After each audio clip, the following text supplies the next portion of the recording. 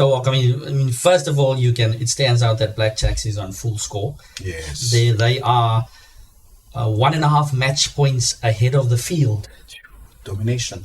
So yeah, but okay, they've got two big matches left. They've got Steinitz and they've got Manjanan. Yeah. So So basically, big, huge hurdles. But let's put it this way.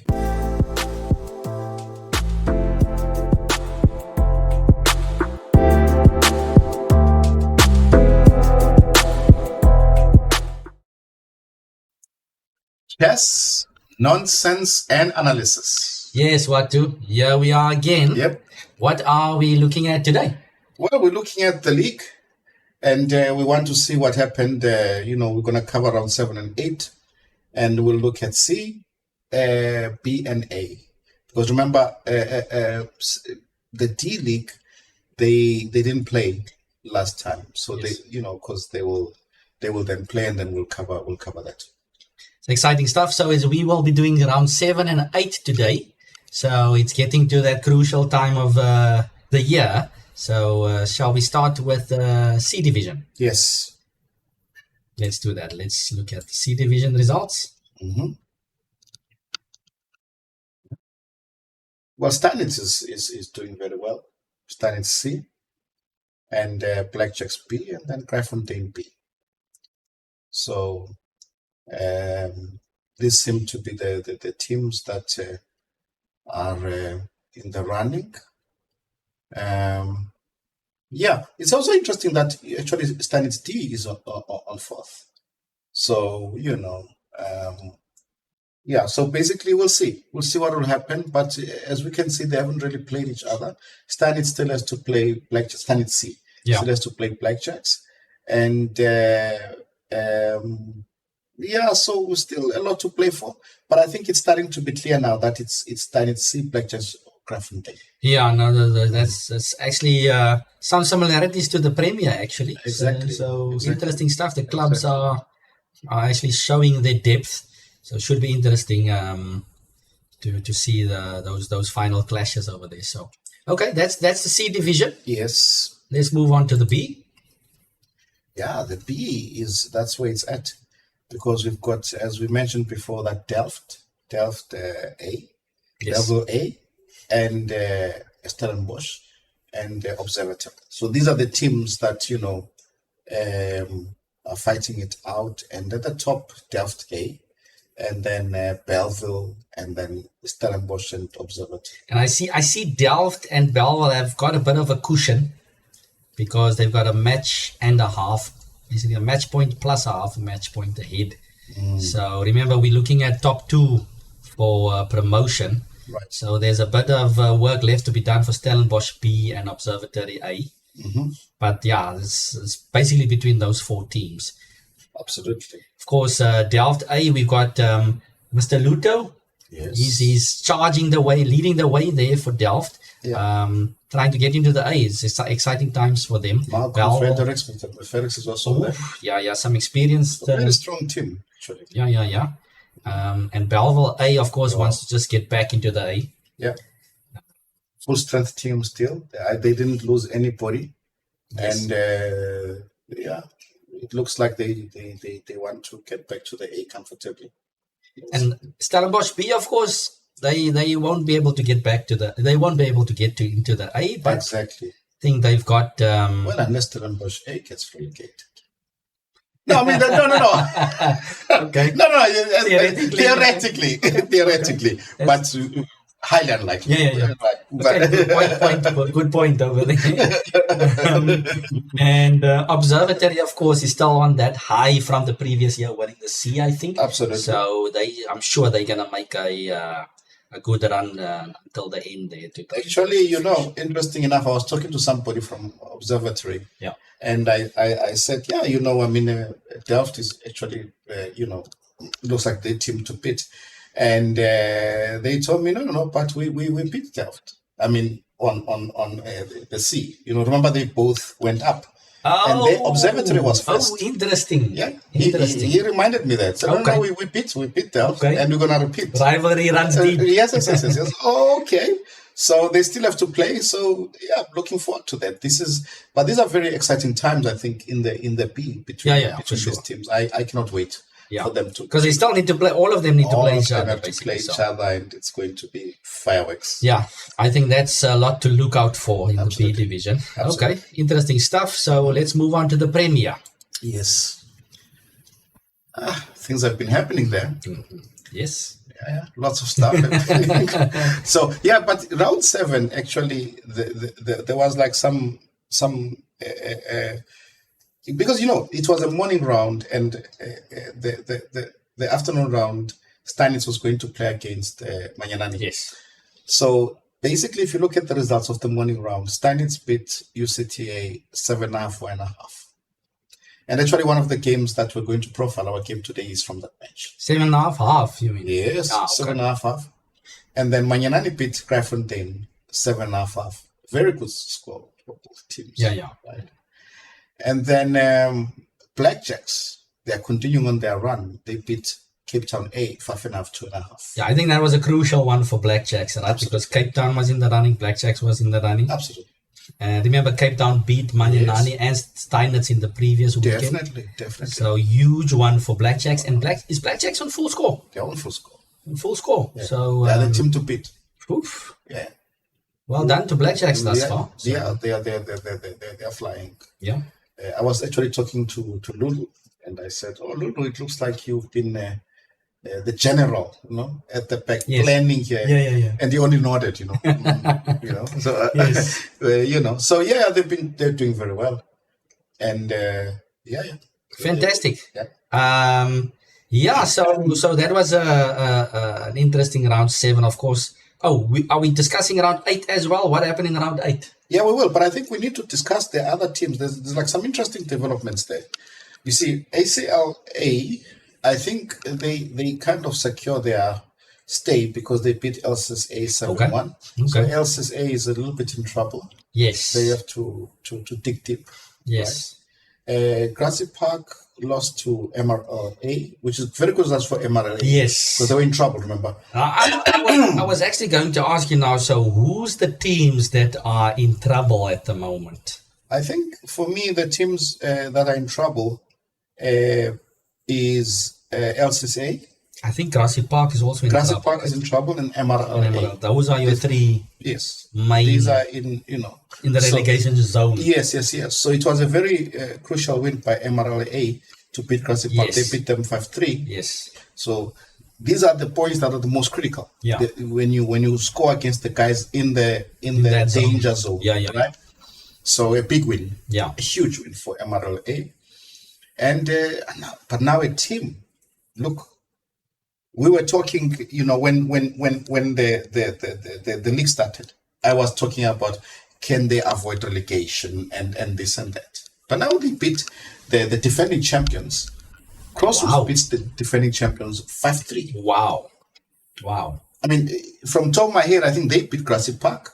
They beat ACL. Yes. And now they beat Stellenbosch, defending champions, 5-3. Wow. Now, well done to big Crossroads. Big score. That's huge for them as well, yes. Big score. So, yeah, they're definitely out of the relegation. They're out of the relegation. They have secured their position. Nice. They're safe. Okay. Do we go to round 8 now? Yes, let's have a look at 8. Round 8. So, okay, UCTA lost to Stellenbosch 6-2. Stellenbosch was angry. They bounced back 6-2, so they will not get relegated. Of course. Of course, it was a joke. I mean, they won the league last year, so they can do anything. And then MRLA, see, that is there. They lost. And now you see that but I guess Crossroads out of that danger area. Yes, but I think that MRL is now they need to grab for victories. I'm not sure, and that was a maybe. But Crossroads are looking solid, so they beat them 3-5, 5-3. Yeah. So Crossroads looking fantastic there. MRL, they got a lot of work. We'll have to look at the table. Yeah. Then Elsie's River was fighting against Grassy Park. I think they both understand that this is the match, need to save this match. Yeah. And look at that score, 3.5, 4.5 for Grassy Park wins 4.5, 3.5. Yeah, that's very close. Tight match, right? Then Cape Town A edges out ACLA, 4.5, 3.5. Okay. Good result. Yeah. Mm-hmm. And then Kraaifontein plays against Blackjacks. And Kraaifontein loses 1.5, 6.5. So Blackjacks, impressive. Establishing result. domination. Yeah. And so bad day for Kraaifontein. Yeah. That was rough for them. They had a good standing, but okay. Rough day. And then the big one, Steinitz played against Manyanani. And unfortunately for us, Steinitz just simply dominated. 5-3, right? And beat us 5-3. 5-3, yeah. It was a tough match, but well done to Steinitz. Tough match, very close, but okay. Steinitz played well. Yeah. And they won 5-3. Should we go to the table to see what is of interest to me is actually the relegation battle, and then also who's got now chances, because I think it should be pretty clear now, who's doing what. So I mean, first of all, it stands out that Blackjacks is on full score. Yes, they are 1.5 match points ahead of the field. Domination. So but okay, they've got two big matches left. They've got Steinitz and they've got Manyanani. Yeah. So two basically big, huge hurdles. But let's put it this way: they've done everything that they should have done. They did. Yeah. They you look at the scores on the bottom. They've really dominated, clean, made sure. Yeah. And now, okay, they have to now play for the league, basically. But the way I see it, if they draw one of the games between Manyanani and Steinitz, they win. If they lose one and draw the other one, they should be fine. I think game points might still play a role. Game point might play a role. So they need one. Probably if they win secured, one. They need 1 out of 2 in the big match. If they win 1 out of the 2 of the big matches, then they certainly win, right? Yeah. That's guaranteed. But not easy. Not an easy. Anything can happen there. Yeah. Let's go to the relegation zone. Yeah, let's see. So our bottom 3 at the moment. Okay. Is Grassy Park, MRL, and Elsie's River. Yes. So, unfortunately for Elsie's River still needs to get off the mark. They are gone. Match points. So, they probably... They look like they're gone. Yeah, probably. Right. MRL has got 1 match point, which is 2 there, and Grassy Park has got 1.5 match points. So that's that, and then of course ACL is 1 match point ahead of Grassy Park. So I would say that ACL is not completely out of the woods here. Oh, and look, they still have to play against strong teams. They have to play Manyanani. They have to play Steinitz and Manyanani. Ooh, so danger. I would say that. So it's still very unclear. Yeah, I would say that. Okay, if you look at. Okay, let's not dig too deep, but if you look just very briefly, Grassy Park has also got some top teams left. MRL seems to have an easier last 3 rounds. Okay, we say theoretically easier, but in the last rounds, people are going to come out fighting. Of course. But I think that battle of the... So Elsie's, who's going to join Elsie's, unfortunately? Is the question, Yeah. Elsie's is already going to go. Yeah. They can fight, but it looks very dim for them.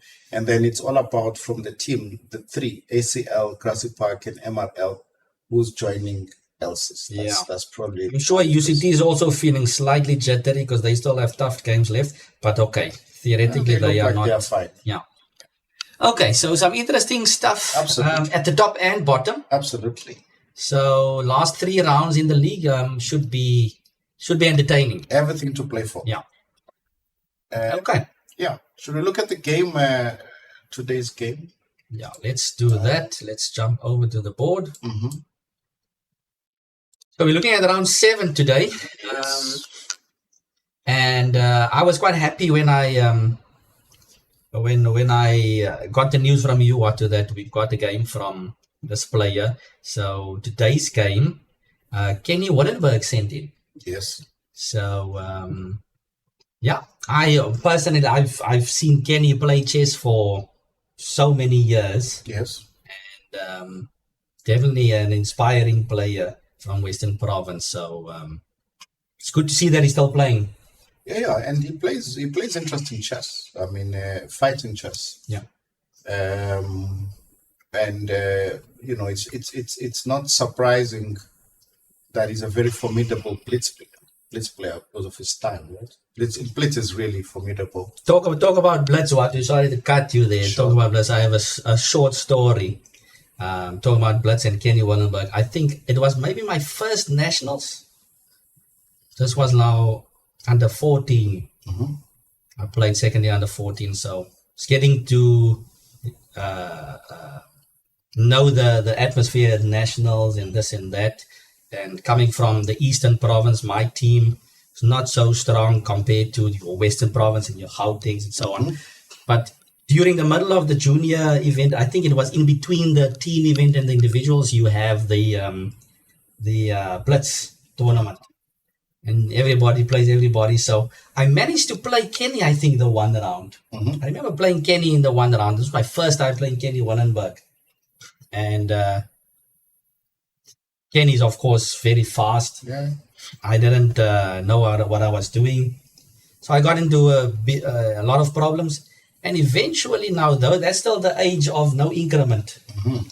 So eventually, I'm in such a horrible position, but there Kenny drops a piece. And Kenny drops another piece. Kenny drops more pawns and pieces.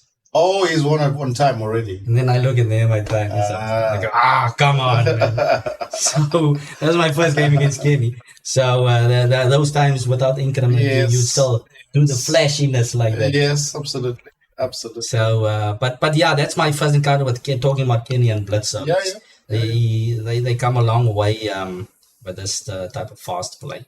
So, yeah, fast forwarding all the way to 2024, we are in the league. And Kenny's got an interesting game here for us. Who is he playing, by the way? He's playing against Chinave Rambulwani from UCT. From right? UCT. Okay. And the one thing, though, that is always exciting about Kenny is that he doesn't shy away from the sharpest theoretical systems. We saw in one episode that we did where he played against Dr. Sheps.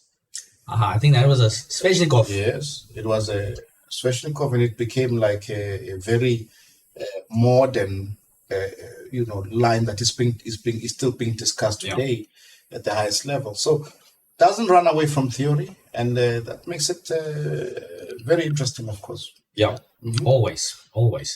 Okay, so let's have a look. Yes. Mm-hmm. So D4, King's Indian, or Cromford. Let's see. Goes King's Indian, yeah. King's Indian defense. Mm-hmm. We're running down the main line. Yes. And this is, of course, your Mar del Plata. Yes. So I remember a book. I remember checking out the book from Dr. Lyndon Boa's library, chess library. And this book was, he's got lots of books on the King's Indian defense. And there's one book that I went through while I was still staying at his house many years ago. Was a book written by Svetozar Gligorich. Oh. I play against pieces. Yes. So I got to know Svetozar, and the King's Indian defense was through his eyes, and the Mar del Plata was a key feature in that book. So very, very interesting opening. If the viewers, if you haven't seen this, if you haven't played the King's Indian defense, this is very interesting stuff. By the way, just with the Mar del Plata, that tournament, if I recall from memory, it was 1953, and I remember it's 53 because it was like a preparation tournament for the candidates in Zurich. Yeah, and he plays in Argentina, and remember what had happened before. There were these guys from Poland Because Argentina, I think at one stage, just sort of at one shot, gained something Gained a like lot of players. Yeah. Because they were they from the Olympiad, and then World War II broke out, and they didn't want to go back. Yeah. So I think it was Nairov, Eliskases. They were the strongest. I don't remember who else, the guys there. And he actually plays at Ligoric this variation, this Mar del Plata, first against Eliskases, I think, and then against Nairov. And, brilliant game in both, yeah. Beautiful stuff, yeah. Yeah, it's both, yeah. Beautiful. Mm-hmm. So, and this is way back, right? So, interesting stuff. Okay, so these two players are going into this very theoretical line. Mm-hmm. Knight to E1. Yes. Knight to E8, of course, knight E7 is also a possibility. Yes. Bishop E3, F5. Black locks the center, and the lines have been drawn. Basically, black is going in that direction. White is going in this direction. Yes. G5. Okay. So G5. G4. Yeah, well, I in this position, H5 of course is playable, but there's I think a menacing variation where black plays Rook F6 also here. Interesting stuff. Rook F6, and in many cases, yes, black will play Rook H6 and then provoke H3, then drop it sometimes back to G6 play, then play H5 and G4, whatever. Interesting stuff. So yeah, it's very interesting. Could even put the queen on E8 and then sack on H3. Yeah, exactly. Very, very aggressive. But okay, of course, it's completely theoretical. But okay, H5, playable move as well.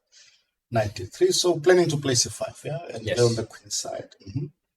Knight F6, C5, F7. Interesting maneuver because actually, I think for someone who doesn't play, look, you know, we could make the mistake of just assuming that everybody sees what's happening.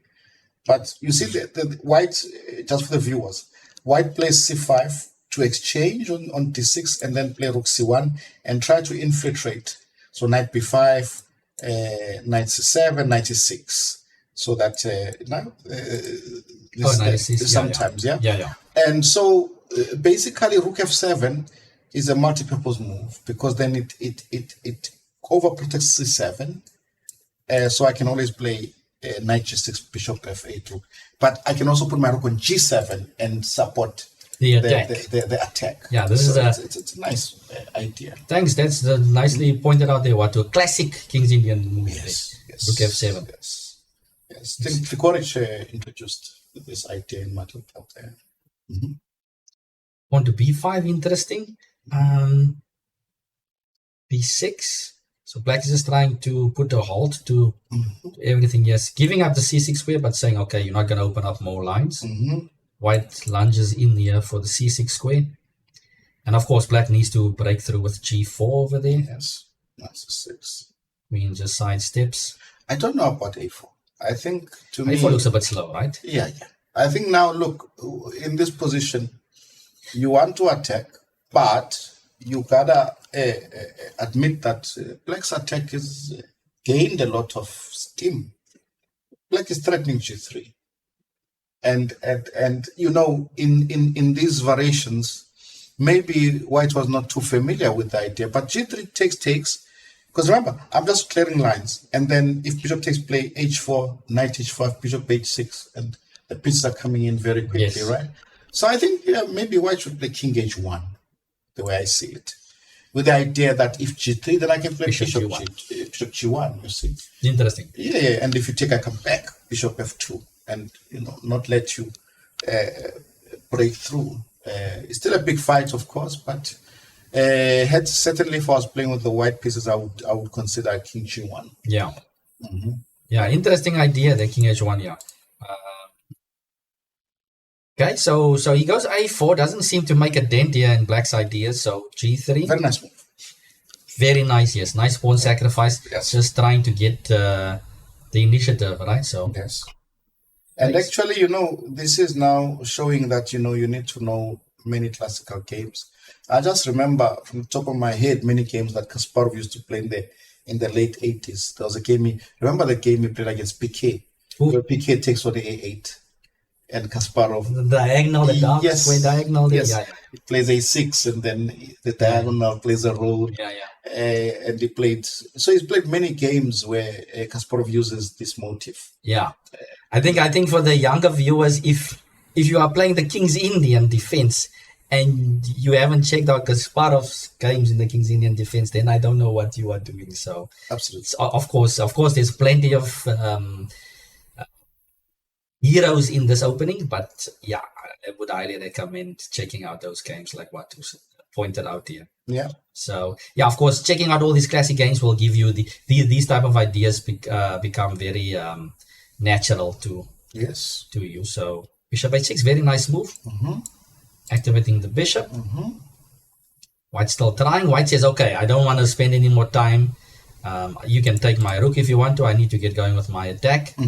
And Black is not interested. He's just not interested, right? The bishop is quite a nice attacking piece for future reference. So, but don't you think that it's quite nice that both players understand the agency in this position, and they're both gives the material? No, don't take the material, and they just go. It's just going for the agenda. Yeah, nice. Very nice. Yeah. King h2. White now sees maybe he needs to do some type of prophylaxis on that side. Knight f4, and things are heating up on g2. G1, Queen G6. Sure. Okay. So, White maybe thinks like he's got everything covered now. Because, I mean, if Black goes something like H3, you could always play G3, right? G3 and hope to keep things closed. Definitely. So, maybe this is a good moment for the viewers to just pause the video and try to find what Black played next. Okay, so if I'm assuming you've unpaused and you've already got your move in your head here, so let's see what Black did. I mean, Black has got all of his pieces in the game, right? So something must happen now.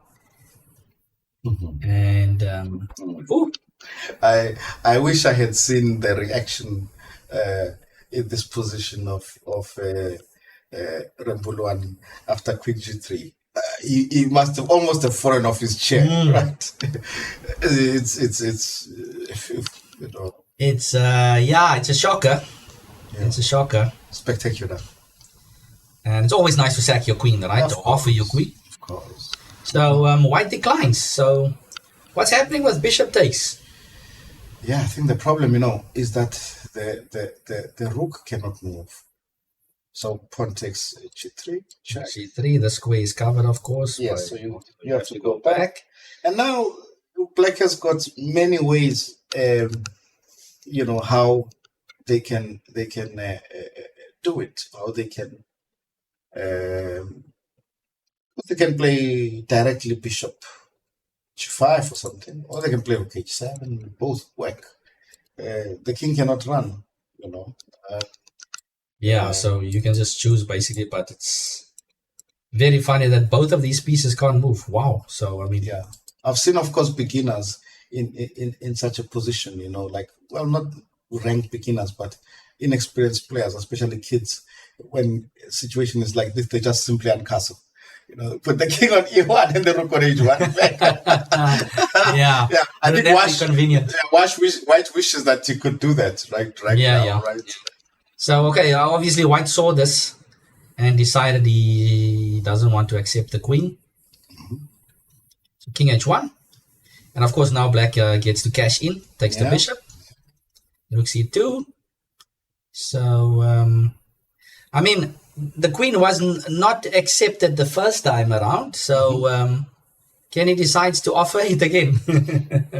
So, Knight E2 again, declining the queen over there. What's happening here? Takes, and of course you can get your queen back immediately, if right? you want to. If you want to. There's also an interesting check over there, right? Must play G3. G3 and take with the pawn, maybe. Take with the pawn. Wait, did you? Okay, if you don't want to give up the rook. Bishop. Ooh. Okay. Wow. Nice. Beautiful. Nice. So, Knight H3. Oh no, my queen. Knight E2. And yeah, this bishop that didn't want to take the rook now shows its teeth over there. So bishop e3, pawn to g4. What else? Right? Everything is white just wants to open up the windows, basically get some air. But okay, it's already past the point of return. And wait a second, sorry. Yeah. I just wanted to see some pawn on g2, please. Is black threatening? No, it's not. He's not threatening queen g1 takes g1 knight f2, but the rook will take with f2. But, but it's not necessary. There are so many other winning. That's interesting. Yes. So g4 takes check and knight f2, and of course we have a mate on g3. Whoa, it's not a mate. But bishop first. It will be king h2, bishop f4 check. Okay, and then queen g3. Yeah. Okay. Lovely, beautiful game. Lovely King's Indian defense game there. That's what you want to see if you play the opening, right? Yeah, definitely. So good stuff there by Kenny Wallenberg. Yeah, well done. Nice very game. Entertaining game. Yeah. And that was your typical league game, I would say. This is what you're gonna get when you come to the Cape Town Chess League. So interesting stuff. So we will certainly be keeping a close eye on the next few rounds. Yes. Is that enough nonsense for today, Watu? Yes. That is enough nonsense for today. All right. So, thanks again for all the viewers and players for sending in their games. Highly appreciated. Yeah. And we are certainly looking at all of them while we are recording all of this. So, thanks again. And if you've liked what you've seen today, don't hesitate to smash that subscribe button, share with your friends, and we'll see you for the next one. Cheers.